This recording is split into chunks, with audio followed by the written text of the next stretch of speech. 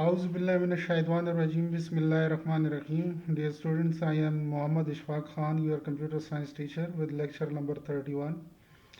As you know that we are studying about different features or different commands of C++ language. Today we will study about another feature of C++, which is input and output handling. As you know that in our previous last two lectures we had discussed CN statement and Cout statement, which are related to input and output handling. And in today's lecture we will discuss about input and output functions.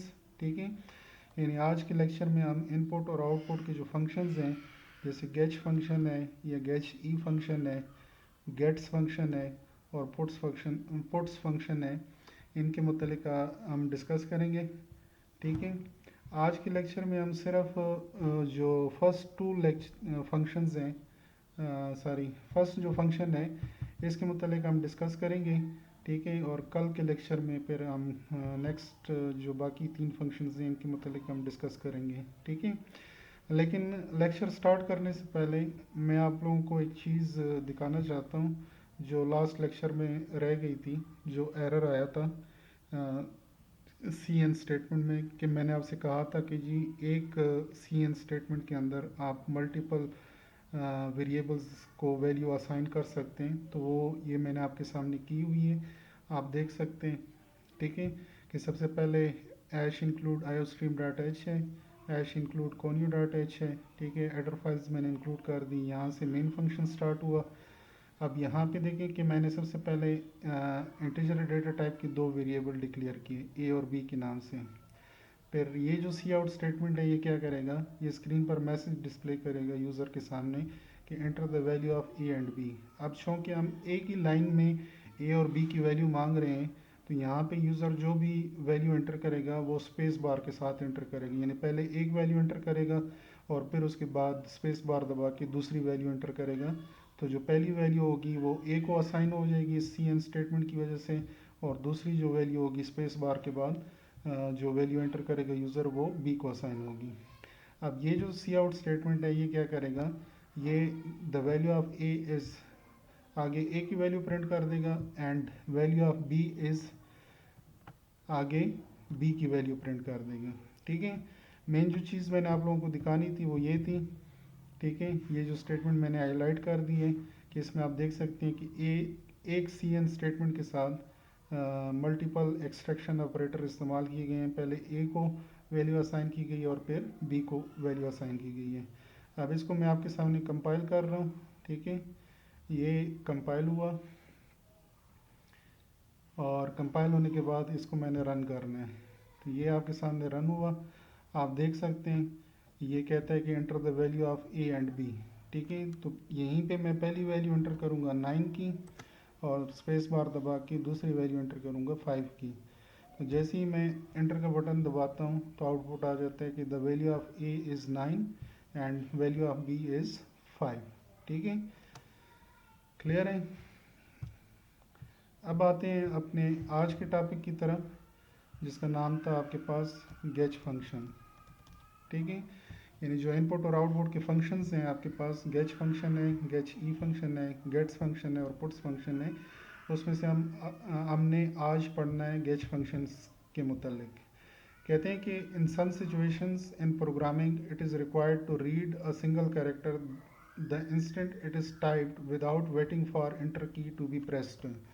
यानी कहते हैं, उसके कहने का मतलब ये है कि प्रोग्रामिंग में बाज़ औक़ात आपको इस सिचुएशन से भी वास्ता पड़ता है कि आपने यूज़र की तरफ से जो भी कैरेक्टर या जो भी बटन वो प्रेस करता है उसको इंटर की प्रेस किए हुए बगैर आपने रीड करना होता है. इसकी एक बेहतरीन एग्जांपल आपके सामने है कि for example in a game we might want an object to move each time we press one of the arrow keys. Games में आपने देखा होगा कि जब आप कैरेक्टर्स को मूव कराते हैं तो उसके लिए आप इंटर की प्रेस नहीं करते, बल्कि ये जो कीबोर्ड के ऊपर एरो कीज़ बने हुए होते हैं इनका आप इस्तेमाल करते हैं उनको उन कैरेक्टर्स को अपवर्ड, डाउनवर्ड, लेफ़्ट और राइट मूव कराने के लिए. तो it would be awkward to press the enter key each time we pressed an arrow key. यानी कि अगर आप कैरेक्टर को मूव कराने के लिए बार बार एंटर की का बटन प्रेस करेंगे तो वो बहुत awkward लगेगा, ठीक है। और दूसरा जो एंटर की होगी वो कुछ अरसे के बाद काम करना छोड़ देगी। क्लियर है?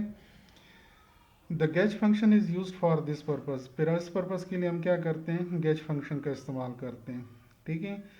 The get means it get something from an input device. यानी अब जो गेट फंक्शन में जो पहला लफ्ज़ है गेट का, ये किसको शो करता है, इसका मतलब क्या है कि ये कुछ ना कुछ ले रहा है इनपुट डिवाइस से। And C H means it gets a character, और सी एच से मुराद क्या है कि वो जो चीज़ ले रहा है वो क्या होगा, करेक्टर होगा। This function uses the conio dot adder file, यानी ये जो फंक्शन है ये conio dot H adder file का इस्तेमाल करता है। यानी इसकी डेफिनेशन जो है गेट फंक्शन की वो conio dot H adder file के अंदर हुई हुई है, ये जो एडर फाइल है आपके पास, ठीक है।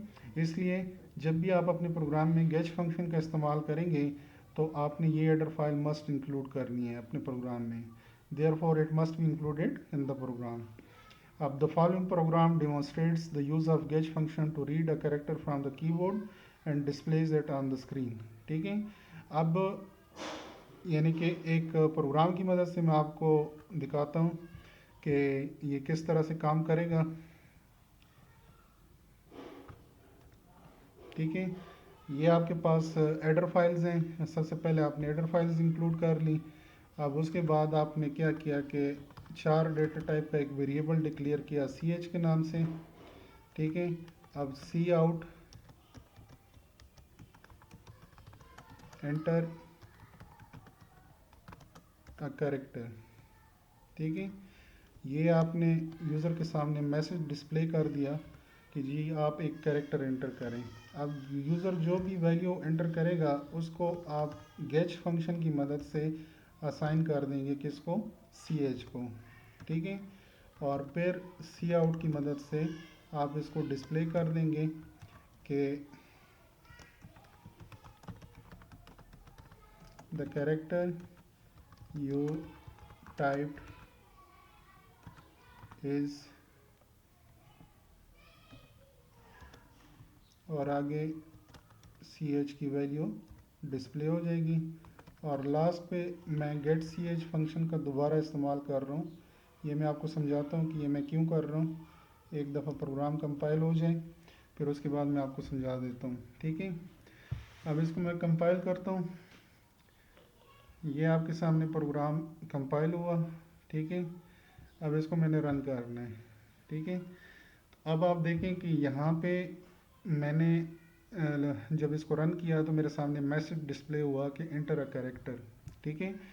ये जो मैसेज डिस्प्ले हो रहा है ये किस लाइन की वजह से हो रहा है, ये इस लाइन की वजह से हो रहा है, एंटर अ कैरेक्टर। अब यहाँ पे मैं जो भी कैरेक्टर एंटर करूँगा आप देखें कि वो स्क्रीन के ऊपर अपीयर हो रहा है या नहीं हो रहा। मैं यहाँ से एच प्रेस करता हूँ, ठीक है। जैसे ही मैंने एच प्रेस किया फ़ौरन दूसरा मैसेज मेरे पास आ गया।